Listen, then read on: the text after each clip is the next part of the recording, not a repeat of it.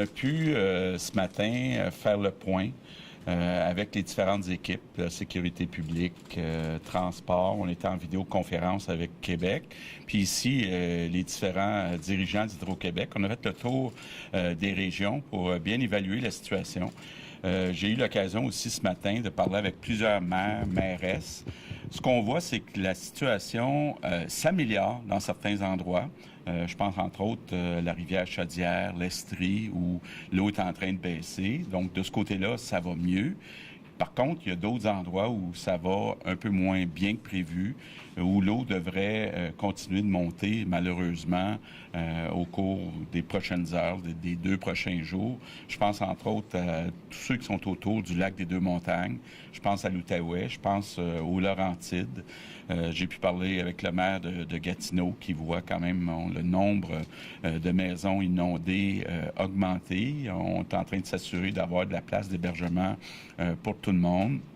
Il y a du beau travail qui se fait aussi du côté Saint-André, d'Argenteuil, Pointe-Calumet, où là, la situation aussi est rendue au même niveau que 2017. Donc, ça inquiète certains résidents. Mais on a une belle collaboration là, pour s'assurer que le travail soit fait, autant par les employés, par l'armée, par plein de bénévoles un peu partout. Donc, moi, ce que je veux dire à tout le monde aujourd'hui, c'est ce qui passe en premier, c'est la sécurité. Donc, il faut s'assurer que tout ce qu'on fait, on pense d'abord à la sécurité. On s'occupera des biens matériels après. On va avoir un programme qui est déjà en place, qui va être beaucoup plus rapide pour répondre et puis pour rembourser les différentes personnes. Mais actuellement, je tiens encore une fois à dire un énorme merci. Merci aux employés des villes, aux élus, tout le personnel des différents ministères, personnel d'Hydro-Québec, bénévoles. Franchement, là, on montre beaucoup de solidarité. Puis je suis content de voir cette solidarité partout au Québec. Puis je dis aux sinistrés, bien, courage. On a encore peut-être quelques journées difficiles, entre autres en Outaouais, du côté des Laurentides, du côté peut-être autour du lac Saint-Pierre, donc Mauricie, centre du Québec. Mais encore quelques jours, là, puis on va y arriver. Puis entre-temps, bien, on va être très flexible, là, entre autres sur l'hébergement, sur les conditions, là, pour s'assurer qu'on minimise les dégâts pour la population.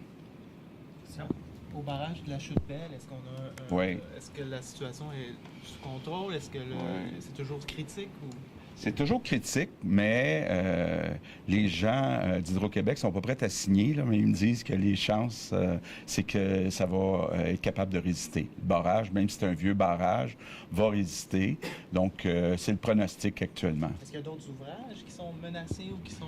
Pas pour l'instant. Pas pour l'instant. Puis Hydro-Québec a fait un bon travail pour vider les réservoirs un peu dans peut-être les dernières semaines pour maintenant les remplir. Puis on essaie de contenir au maximum l'eau dans les réservoirs. Donc, il y a eu un bon travail de fait, là, puis il ne faut pas croire les rumeurs, là. Tout est fait chez Hydro-Québec pour faciliter la vie des citoyens puis minimiser les dégâts. Monsieur Legault, quelles vont être les règles d'assouplissement au niveau de l'hébergement?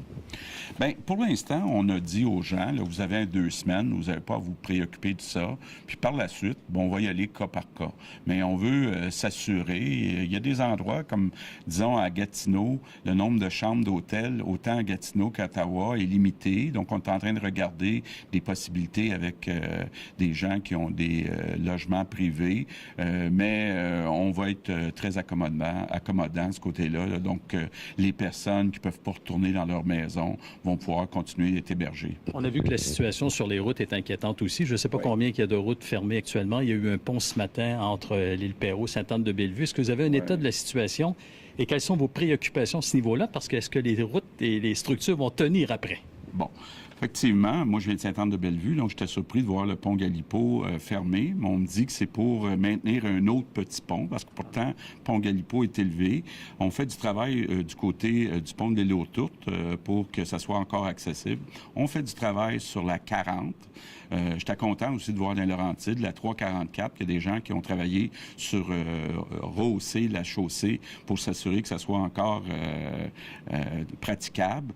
Il y a des routes qui sont fermées. Je pense entre autres le pont pour aller à l'île Bigra qui est fermé. J'ai parlé avec le maire Marc Demers qui est en train, entre autres avec le train, d'être capable de continuer à desservir la population. Donc, moi, je demande aux citoyens de ne pas prendre de chance. Là. On a eu un accident en Outaouais. Quand une route est fermée, elle est fermée. Là, prenez pas de risque. Il peut y avoir des éboulements de terrain aussi. On en a eu déjà des dizaines. Donc, soyez prudents. Quand les routes sont fermées, mais on essaie de rehausser. Entre autres, je pense à l'autoroute 50. C'est important pour avoir accès à l'hôpital là, de garder cet accès-là. Donc, on travaille à rehausser puis à mettre des murets.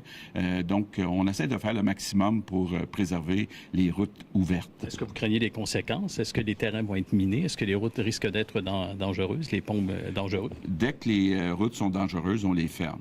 Mais actuellement, les routes qui sont ouvertes ne sont pas dangereuses. Donc, le ministère des Transports fait un suivi là, sur toutes les routes. Can we get a bilan en English? Yeah.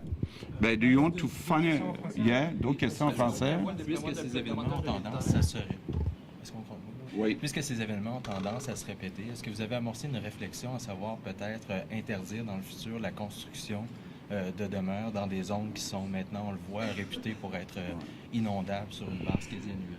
Oui, bon, je l'ai déjà mentionné, effectivement. Puis on a mis des règles où on a mis un maximum de 100 000 cumulatif à travers les années pour les réparations. Ensuite, un incitatif jusqu'à 200 000 pour le déménagement.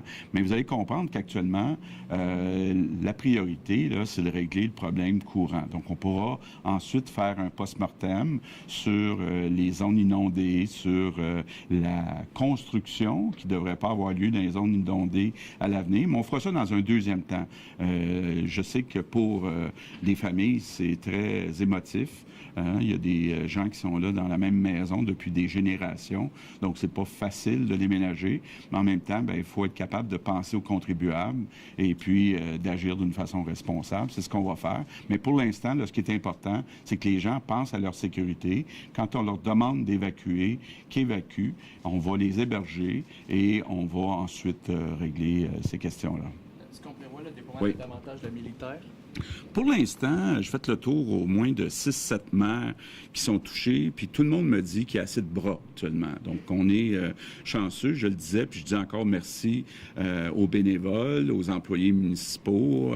À Laval, on me disait, travaille 60-80 heures par semaine. Donc, pour l'instant, on n'a pas besoin de plus de militaires. On a presque 1000 qui sont sur le terrain.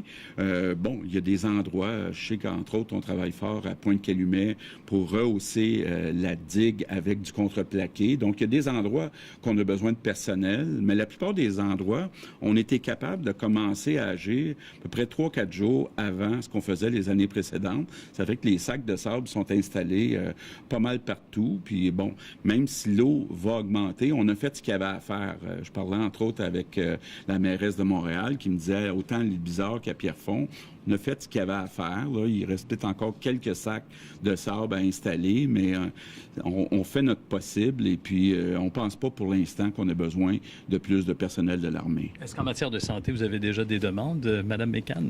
Est-ce que vous avez déjà des demandes d'intervention à des gens qui sont en détresse? Oui, on en a à travers la ligne 811.